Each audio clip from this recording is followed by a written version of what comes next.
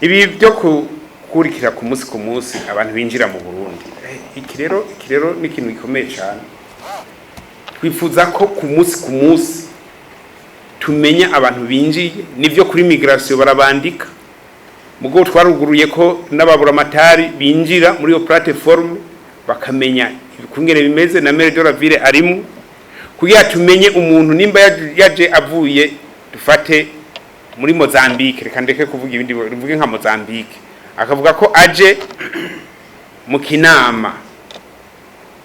ni vyiza ko tumenya ko akiri mu Kinama nyene na azogenda kuri aeroport tuzomenya ko yagiye avuye mu Kinama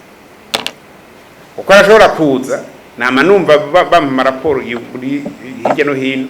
abantu baje bavuga ngo baje Bujumbura bakabasanga bariko barabafashe imodoka ariko racomoka izonyeza Nyanzarake batavuze ikintu na kimwe sinahabari nivyo bagiyemwo nta ubizi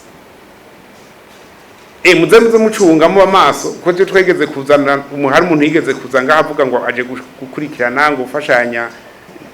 ibikorwa bitandukanye hageze acaja i Bururi barakora inama abajene bagira ntuzenye bita budget participative y'amakomine kungira abantu bose boterera bakabanza kuvuga iby'amadefi ingorane bafise uwo muzungu acagenda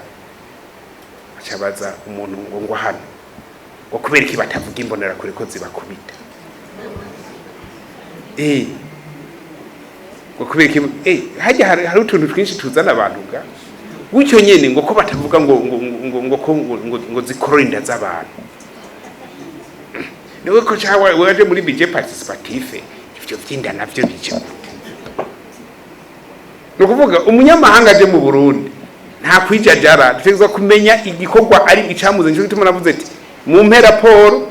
y'abanyamahanga bo mu Burundi n'ivyabazanye gukora n'ivyo bakora iwabo